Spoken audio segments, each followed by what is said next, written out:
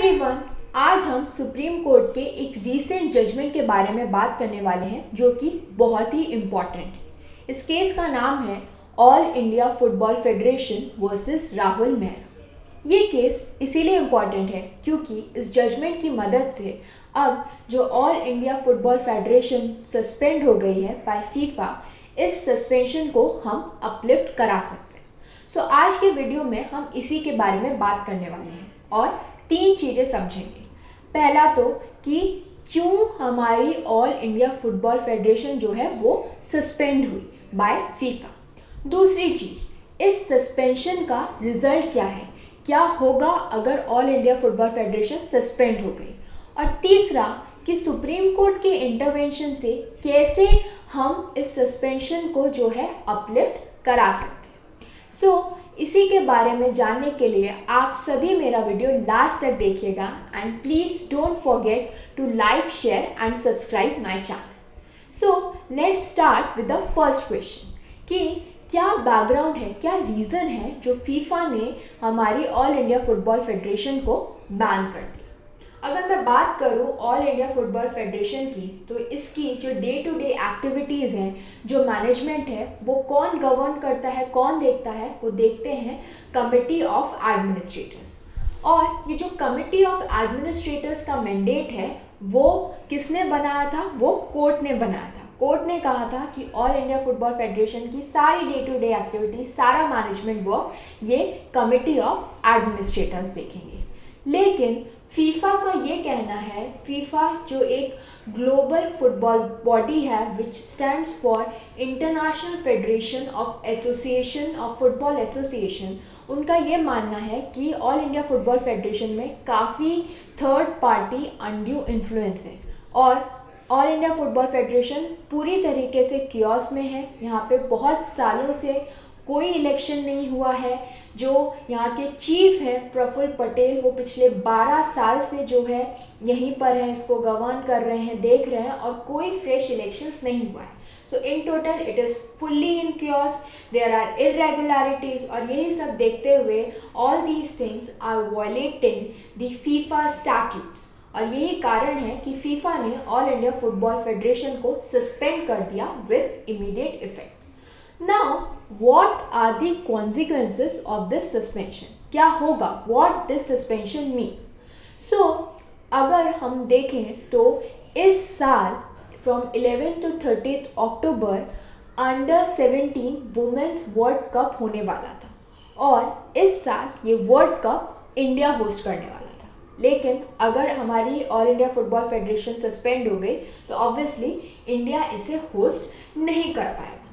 साथ ही साथ जो है हमारी जो टीम्स हैं, इंडियन टीम्स हैं ऑफ वुमेन एंड मैन, जो नेशनल टीम्स हैं, वो किसी भी इंटरनेशनल गेम में पार्टिसिपेट नहीं कर पाएगी, किसी भी इंटरनेशनल टूर्नामेंट में पार्टिसिपेट नहीं कर पाएंगी। सो ये उसका रिजल्ट है अगर सस्पेंशन ऐसे ही रहा। So now we will talk about our third question कि कैसे सुप्रीम कोर्ट की इंटरवेंशन से हम इस सस्पेंशन को रोक सकते हैं, इसे अपलिफ्ट करा सकते हैं। सो हमारी जो ऑल इंडिया फुटबॉल फेडरेशन है उसने फीफा से बात की, समझा कि आप क्या चाहते हैं और हम ऐसा क्या करें कि सस्पेंशन जो है वो अपलिफ्ट हो जाए। सो फीफा से बात करने के बाद हमारी जो ऑल इंडिया फुटबॉल फेडरेशन है और सेंट्रल गवर्नमेंट है, दोनों ही लोग कहाँ पहुँचे? सुप्रीम कोर्ट के पास।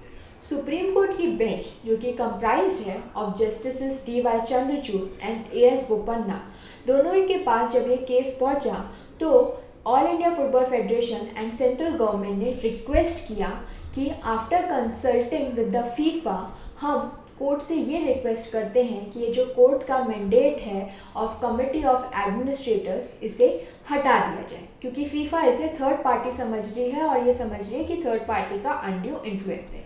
तो इस मैंडेट को अगर सुप्रीम कोर्ट हटा देता है तो शायद ये सस्पेंशन जो है वो अपलिफ्ट हो जाएगा, ख़त्म हो जाएगा और फीफा इस सस्पेंशन को रिवोक कर देगा। So, after considering these arguments and this request, supreme court ने कुछ डायरेक्शंस दिए। वो डायरेक्शंस क्या थे?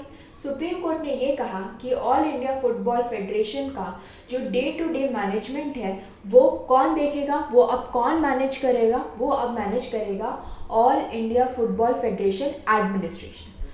मतलब उन्होंने ये जो COA यानी कमिटी ऑफ एडमिनिस्ट्रेटर्स का मैंडेट था वो हटा दिया था और ये कहा कि ऑल इंडिया फुटबॉल फेडरेशन जो है वो बनाई जाए, जो कि जिसके हेड होंगे द एक्टिंग सेक्रेटरी जनरल और वो ही देखेंगे वहाँ की डे टू डे एक्टिविटीज़।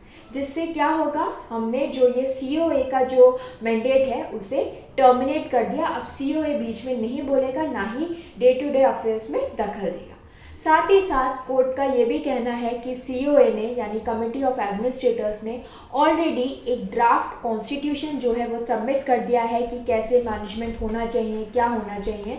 तो उसको ध्यान में रखते हुए एक प्रॉपर स्टैट्यूट बनाया जाए जिससे हमारी all India Football federation govern है। नाउ अब टाइम आ गया है कि इलेक्शंस भी हों। पहले ये इलेक्शंस 28 अगस्त को होने वाले थे, लेकिन सुप्रीम कोर्ट ने 1 वीक का टाइम जो है वो एक्सटेंड कर दिया है ताकि ढंग से इलेक्शन हो सके। और साथ साथ ये भी कहा है कि for the purpose of this election जो एग्जीक्यूटिव कमिटी है of the all India Football federation उसमें 23 लोग होने चाहिए और उसमें से 17 जो लोग हैं वो 17 people should be inclusive of president, vice president, treasurer। और इन सभी को कौन इलेक्ट करेगा, इस इलेक्शन में कौन डिसाइड करेगा कि हमें किसको क्या बनाना है, कौन जो है इलेक्टर्स होंगे। It will be elected by the representatives of 36 members association from states and union territories. और जो 6 मेंबर्स होंगे they shall be drawn from eminent players. So इस तरीके से जो है पूरा इलेक्शन प्रोसेस कराया जाए ताकि जो है ढंग से फेयर मैनर में जो हमारी all India Football federation administration है उसका इलेक्शन हो, उसके चीफ बने और ढंग से जो है गवर्न हो। ये सब डायरेक्शंस देने के बाद सुप्रीम कोर्ट ने ये भी कहा कि ये जो ऑर्डर है, ये जो मॉडिफिकेशन है, ये सिर्फ और सिर्फ इसलिए किया गया है ताकि इस सस्पेंशन को रिवोक कराया जा सके एंड हम इंडिया में अंडर 17 वर्ल्ड कप जो है कंडक्ट करा सकें, क्योंकि it is about the prestige of our nation. और सस्पेंशन की वजह से अगर हम ये नहीं करा पाते तो ये बहुत ही गलत है और प्लेयर्स का जो पार्टिसिपेशन है इन द इंटरनेशनल गेम वो किसी भी कीमत पे अफेक्ट नहीं होना चाहिए। सो इन्हीं सब चीज़ों को कंसिडर करते हुए कोर्ट ने COA के मैंडेट को टर्मिनेट किया और साथ ही साथ ये कहा कि all India Football federation administration बनाया जाए और वो ही गवर्न करेगा ऑल इंडिया फुटबॉल फेडरेशन के डे टू डे एक्टिविटीज़ को। लेकिन कोर्ट ने इसके साथ साथ एक और बात कही कि अगर ये प्रोसेस, ये मैंडेट, ये जो ऑर्डर उन्होंने दिया है वो एक लॉजिकल कंक्लूजन पे नहीं पहुंचता है तो कोर्ट जो है वापस से रिकंसिडर कर सकती है इन्हीं सब एस्पेक्ट्स को। सो ये था in short this full case. I hope this video was helpful to all of you. Please do like, share and subscribe to my channel. Thank you very much.